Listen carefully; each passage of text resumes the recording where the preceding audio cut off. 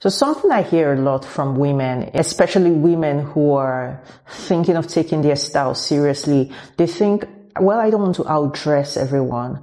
I don't want to be the best dressed. It's kind of uncomfortable. I don't want all eyes to be on me. I don't want to stand out. I don't want to look different from everyone else. I want to blend in. And this is a resistance that I meet with a lot of women when they think about elevating their style. There's that fear of being different. There's that fear of sticking out like a sore thumb. There's that fear of looking too different from everyone else, not blending in. And again, it stems from the fact that as human beings in general, we've been conditioned to hide. We're conditioned more to blend in rather than stand out. And most especially as women, it's even worse when it comes down to women. We've been conditioned even more to hide because, of course, it stems from things like shame. There's shame that women carry around. There's this shame from whatever it is. It could be a failed relationship. It could be abuse. It could be anything, right? But there's this shame that we carry around as women,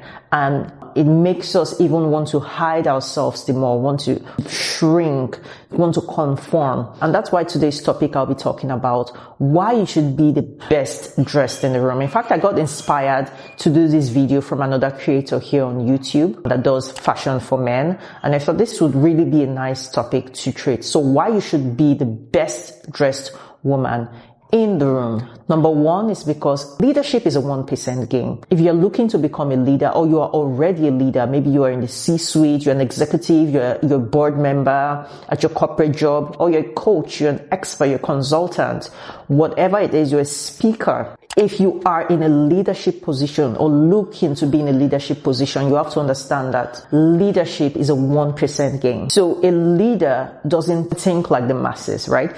A leader thinks strategically. A leader thinks, how can I be separate? How can I stand out from the rest of the crowd? A leader thinks, how can I differentiate myself?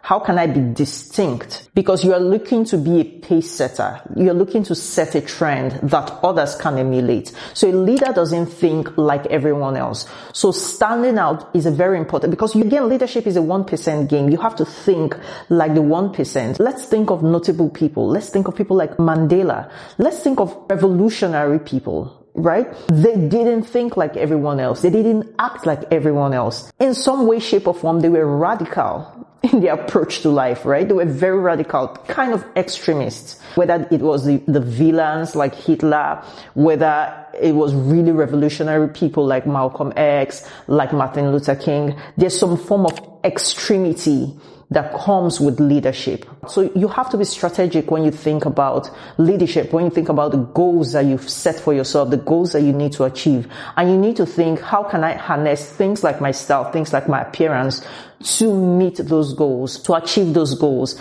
And that's one reason why you need to be the best dressed in the room, because it's about leadership. It's about setting the pace. So the second reason why you need to be the best dressed woman in the room, because it is all about courage. It's all about boldness. It's all about confidence. You need to show that I have what it takes to stand out. I have what it takes to be different. I don't care to blend in. I don't care what other people think, because I find the gospel of look at what everyone else is wearing and maybe kind of mirror it, or dress slightly above it. No, you don't want to think of just dressing slightly above it. You want to think of representation. So you want to think of how best can I represent myself? How best can I represent my craft, my skills, my value?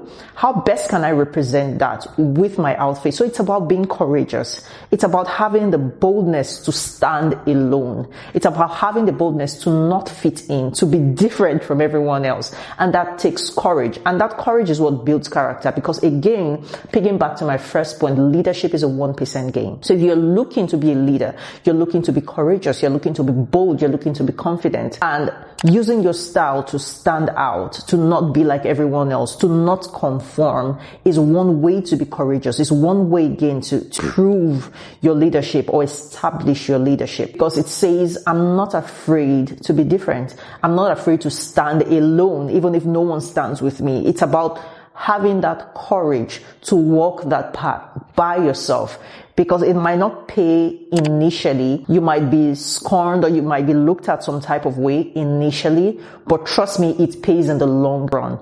And it's about strategy, right?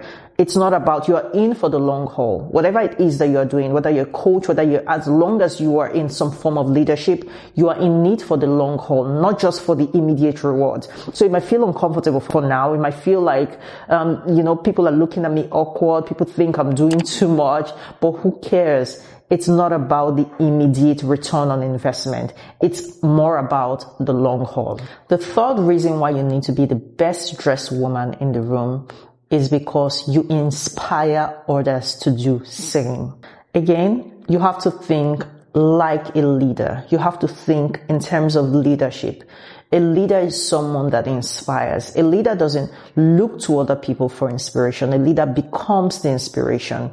And becoming the best dressed in the room, standing out with your style, with how you represent yourself, in the long run becomes a form of inspiration. In my previous point, I said, people might look at you different for a minute, but you would soon find that people start emulating you. They start looking up to you. And don't you think that reflects? Don't you think that shows? If you are in corporate, for example, you're looking to get a promotion, you think your higher ups don't notice that? Because at the end of the day, again, like I said, it's not about looking at your colleagues and trying to be with them at that level, try to emulate them, try to blend in with them. It's about your higher ups, right? If you're in corporate, it's about your higher ups. It's about how they perceive you.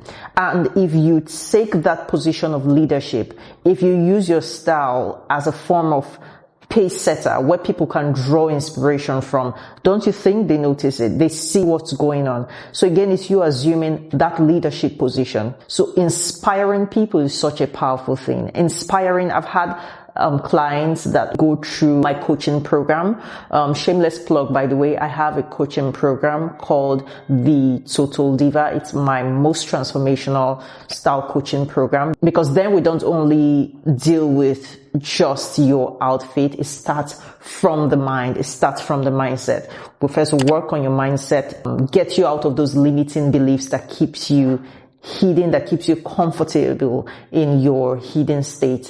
And then we'll walk through all the processes to bring you to visibility. And that includes crafting your signature style. So if you would like to be enrolled in this program, if you would like to join this program, you could click the link in the description box and book a call with me, and we can hop on that call and we can see if you're the right fit for the program and how best we can help you achieve your style goal. So back to what I was saying, you want to be in that position where you inspire people, because it's such a powerful thing to serve as an inspiration. People can look up to you and say, if she can show up like that, I can too. If she can show up like that, she's someone I'd like to copy. She's someone I'd like to be like.